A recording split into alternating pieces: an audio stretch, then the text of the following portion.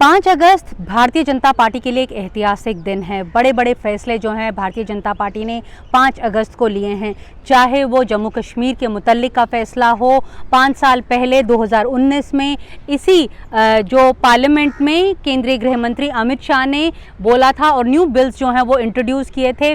उसके बाद जो जम्मू कश्मीर है उसे उसका जो स्टेटहुड है उसे ख़त्म कर दिया गया, तो इसे यूनियन टेरिटरी करार दे दिया गया था। धारा 35A भी जो है वो ख़त्म कर दी गई थी। एक साल बाद यानी 2020 में एक और मेजर डिसीजन बीजेपी ने लिया था। भूमि पूजन जो है अयोध्या में वो उस दिन हुआ था। तो 5 अगस्त जो है वो बहुत ही इम्पॉर्टेंट डे है। भारतीय जनता पार्टी इसे हमेशा से जो है वो सेलिब्रेट करती रही है। आज की अगर हम बात करें, आज 5 अगस्त है। आज जम्मू में कई सेलिब्रेशंस हो रहे हैं। जम्मू में जो भारतीय जनता पार्टी है उसने इलेक्शन रिलेटेड प्रोग्राम्स जो हैं वो भी करने शुरू कर दिए हैं। ये बताया जा रहा है कि 5 अगस्त से 15 सितंबर तक जो है जो भारतीय जनता पार्टी है कई चुनाव के मुतल्लिक प्रोग्राम्स मनाएगी। हालांकि जो विपक्ष है वो आज का दिन ब्लैक डे मना रहा है। कई ऑपोजिशन पार्टीज़ ने जम्मू में प्रोटेस्ट भी निकाले हैं। नमस्कार दोस्तों, एनडीटीवी इंडिया के यूट्यूब रडार पर आपका स्वागत है। नीता के रडार पर आज हम चर्चा करेंगे कि जम्मू कश्मीर में हालात जो हैं वो पिछले 5 सालों में बदले हैं, नहीं बदले हैं, क्या बेहतर हुए हैं, या फिर जैसे कि वहाँ पे जो पॉलिटिकल पार्टीज़ कह रही हैं कि जो पॉलिटिकल वैक्यूम वहाँ पर एक हो रहा है वो अब ज़्यादा गहरा हो गया है। सबसे पहले हम बात करते हैं कि वहाँ पर क्या बदला है। दरअसल इसका पूरा का पूरा जो एक एस्पेक्ट है उस पर डिपेंड करता है कि आप किससे बात कर रहे हैं। आप केंद्र सरकार में किसी मंत्रियों से बात कर रहे हैं या फिर विपक्षी नेताओं से बात कर रहे हैं।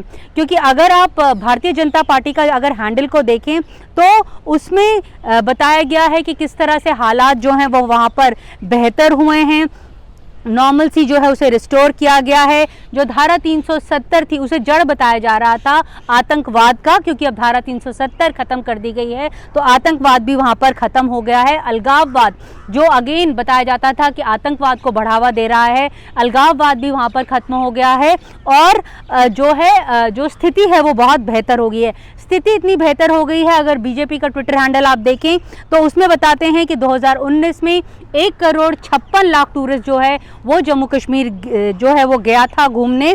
आज की तारीख में 2023 में 1,80,00,000 पर्यटक जो है वो वहाँ पर पहुँचा है। तो ये एक जो पक्ष है वो भारतीय जनता पार्टी का है। अब हम अगर फैक्ट्स की बात करें तो कई कानून जो है भारतीय जनता पार्टी इसके मार्फत जो है उसने एक्सटेंड किए थे जम्मू कश्मीर में, जिसमें वाल्मीकिस को राइट्स देने की बात हो या फिर वेस्ट पाकिस्तानी रिफ्यूजीज़ को प्रॉपर्टी राइट्स देने की बात हो। ये सब जो हैं ये फैक्ट्स हैं और ये बदलाव जो हैं वो ज़मीनी स्तर पर देखे गए हैं। अगर हम लाइवलीहुड की बात करें, इन्वेस्टमेंट की बात करें, हैंडीक्राफ्ट्स की बात करें, आर्टिजान्स की बात करें, तो ऑप्टिक्स से लिहाज से वहाँ पर सब अच्छा है और सब जो है वो बेहतर की ओर जो है वो आगे बढ़ रहा है। जम्मू कश्मीर एक नया जो एक कल्पना कर रहे थे वहाँ के लोग जो हैं वो उसकी तरफ बढ़ रहा है।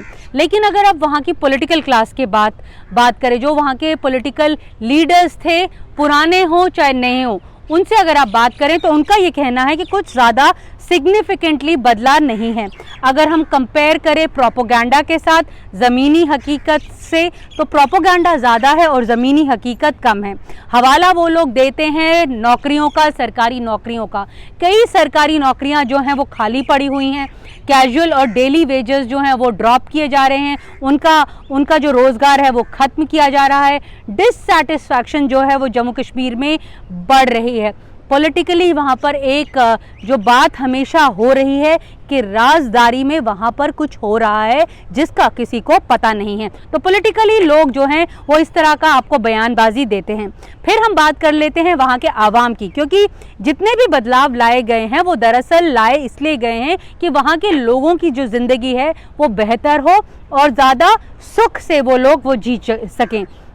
तो जब हम कश्मीर के लोगों से बात करते तो कश्मीर में ज़्यादा लोग इसके ऊपर ओपिनियन नहीं देते हैं। कश्मीर का जो बाशिंदा है वो इस मसले को लेकर चुप है। जम्मू की अगर हम बात करें, जब धारा 370 हटाई गई थी 2019 में, तो वहाँ पे खुशियों की लहर थी। ढोल नगाड़े जो थे वो बजाए गए थे, जुलूस निकाले गए थे। लेकिन अब 5 साल बाद जो है वो भी जो एक खुशी का स्तर था वो नीचे आ गया है। अब जम्मू वासी भी ये कह रहे हैं कि उनको ऐसे लगता है कि क्लास में उनकी डिमोशन हो गई है, यानी उनसे भी उनका कुछ छिन गया है। लैंड यानी ज़मीन एक बहुत बड़ा एक इशू होती है किसी भी चीज़ में, मतलब किसी भी राज्य में। जब ज़मीन की बात करें तो वहाँ के लोगों का, जम्मू और कश्मीर के लोगों का कहना है कि पहले जो एक गारंटी होती थी कि वहीं का बाशिंदा जो है ज़मीन खरीद सकता था, अब वैसा नहीं है। ये जो प्रोटेक्शन है वो कंपेयर करते हैं अपने आप को हिमाचल प्रदेश से, उत्तराखंड से। वो कहते हैं कि अगर रेजिडेंशियल पर्पसेस के लिए भी इन जगह पर लैंड लेना होता है तो आपको परमिशन लेनी होती है। लेकिन अब जम्मू कश्मीर की हालत ऐसी नहीं, कोई भी चाहे वहाँ पर लैंड जो है वो ले सकता है। तो इसे लेकर भी वहाँ पर लोग जो हैं अब इस बात पर सवाल उठा रहे हैं कि क्या ये जो बदलाव किए गए वो सही थे या नहीं किए गए थे। दूसरी एक बहुत बड़ी बात है कि दरअसल जम्मू कश्मीर जो है हिस्टोरिकली, ऐतिहासिक तौर पर जो है वो एक सबसे पुराना राज्य है। इसका एग्जिस्टेंस 1947 से पहले भी था, क्योंकि वहाँ पर जो था एक सेटअप था जम्मू कश्मीर में, वो अब सेटअप जो है उसको चेंज कर दिया गया है। तो लोगों का कहना है कि उनकी जो डिमोशन है, उनको अब लग रहा है कि उनसे जो चीज़ पहले उनके पास थी वो अब उनसे छीन ली गई है। लद्दाख की हम बात करें, क्योंकि जब धारा 370 हटाई गई थी तब जम्मू कश्मीर लद्दाख था। 2019 में लद्दाख को एक सेपरेट यूनियन टेरिटरी बना दिया गया। वहाँ पर भी बहुत खुशी का आलम था, लोग बहुत खुश थे। लेकिन अब जो है वहाँ पर भी नाराज़गी देखी जा रही है। वहाँ पे प्रोटेस्ट जो हैं वो हमने चुनावों से पहले देखे थे। करगिल में अपने प्रोटेस्ट हो रहे थे और लद्दाख में अपने प्रोटेस्ट हो रहे थे। अब ये लोग दरअसल प्रोटेस्ट कर क्यों रहे हैं, लोगों को क्या दिक्कत क्या है? क्योंकि अगर आप एक खुली आंख से देखें तो आप देखेंगे कि सब जो हैं खा पी रहे हैं, सड़कें बन रही हैं, डेवलपमेंट हो रहा है। तो लोगों को और वहाँ की पॉलिटिकल एस्टैब्लिशमेंट को नाराज़गी क्या है, इसके बारे में जब हमने वहाँ के लोगों से बात की, ब्यूरोक्रेसी से बात की, तो उनका कहना था कि जो रीसेंट अमेंडमेंट्स किए गए हैं जम्मू कश्मीर रीऑर्गेनाइजेशन एक्ट में, उसे लेकर थोड़ी जो खुशखुसाहट है, जो लोग खुश नहीं हैं, वो इसे लेकर खुश नहीं है। क्यों खुश नहीं है? क्योंकि अब all India services, police services, transfers हो या पोस्टिंग्स हो, पहले अगर वहाँ पर चुनाव होते हैं और असेंबली बनती है वहाँ पर, तो अब ये सारे के सारे अधिकार जो हैं वो वहाँ के मुख्यमंत्री के पास नहीं रहेंगे। ये सारे के सारे अधिकार जो हैं वो लेफ्टिनेंट गवर्नर के पास चले जाएंगे। चीफ सेक्रेटरी जो है वो फाइल मूव करेगा और फाइनल अथॉरिटी जो होगा वो लेफ्टिनेंट गवर्नर होगा वहाँ पर। इसे लेकर जो है वहाँ पर जो ब्यूरोक्रेसी है वो भी खुश नहीं है। जेल और प्रिजन्स जो अक्सर हर एक राज्य में एक स्टेट सब्जेक्ट होता है, उनका कहना है कि ये इस वाले केस में भी अगर कोई डिस्प्यूट होगा तो जो एलजी का जो से होगी वो फाइनल होगा। इसे लेकर भी जो लोग हैं वो खुश नहीं है। लॉ ऑफिसर्स, हालांकि जो सीएम है, जो अगर चुने हुए सीएम है, वो जो है कुछ रेकमेंड करेंगे और एलजी उन्हें अपॉइंट करेगा। तो ये जो पोस्टिंग्स और ट्रांसफर्स को लेकर, लॉ एंड ऑर्डर को लेकर, लैंड को लेकर जो एक लोगों में गुस्सा है वो सामने आ रहा है। उनका ये कहना है दरअसल जम्मू कश्मीर कार्डर को अलग इसलिए लगाया गया था, और हर एक स्टेट का एक अलग कार्डर इसलिए होता है क्योंकि एक स्टेट की जो प्रॉब्लम्स हैं वो पेक्यूलियर टू वन स्टेट होती हैं। अगर आप ऐसे भी किसी को वहाँ पर पोस्ट कर दोगे तो वो अपना टेन्योर ख़त्म कर वहाँ पर से निकल लेगा। वहाँ पर एक फ्रेज फेमस है, सूटकेस अफसर।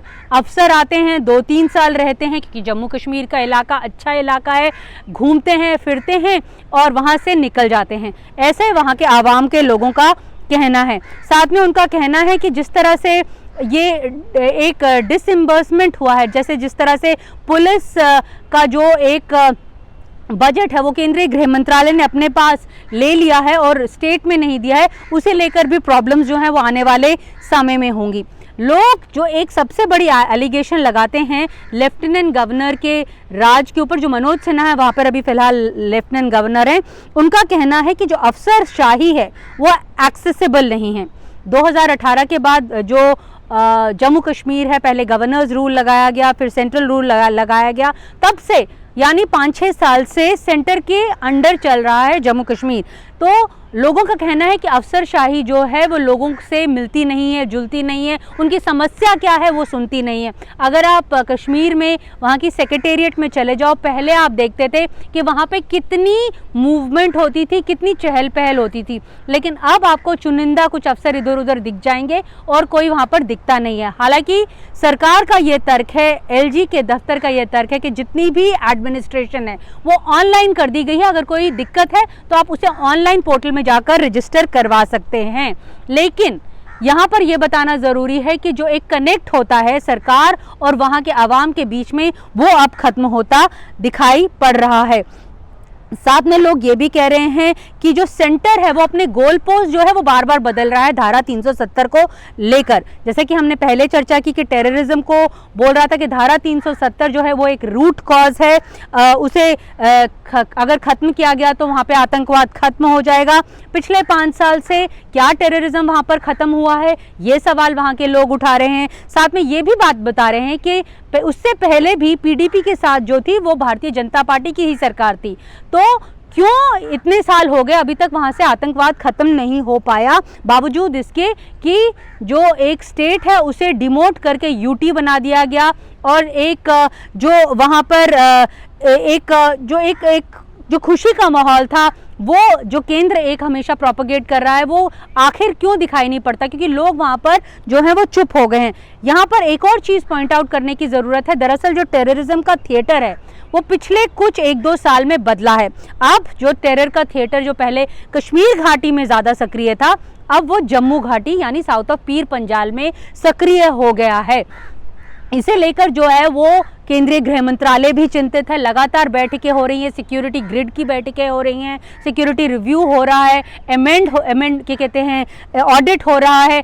ये सब चीज़ें जो हैं वो केंद्रीय गृह मंत्रालय कह रहा है कि आने वाले दिनों में, क्योंकि उन्होंने अब एक न्यू स्ट्रैटेजी बनाई है, तो जो साउथ ऑफ पीर पंजाल में कश्मीर की तरह ही ऑपरेशंस जो हैं वो चलाए जाएंगे। लेकिन वहाँ के अगर जो अफसर हैं उनसे बात करो तो उनका ये कहना है कि ये करना अभी थोड़ा मुश्किल है, क्योंकि वहाँ पर जो एक रेशियो है आबादी की और साथ में पुलिस की वो कम है और एरिया वो वहाँ का बहुत बड़ा है। साथ में ये भी वो पुराने एग्जाम्पल्स देते हैं कि जब पहले कभी भी सिक्योरिटी फोर्सेस के ऊपर अटैक होता था, 2-3 दिन के अंदर फोर्सेस जो हैं वो काउंटर अटैक जो हैं वो लॉन्च करती थी और आतंकवादियों को मार गिराने में या उनकी पहचान करने में कामयाब होती थी। अब आप चाहे रियासी हो, चाहे डोडा हो, कई जगह जहां पर फोर्सेस के ऊपर अटैक किया गया है वहां पर काउंटर अटैक नहीं हो पा रहा है, क्योंकि ये जो आतंकी हैं वो जाकर वहां की जो पॉपुलेशन है उनके साथ घुल मिल जा रहे हैं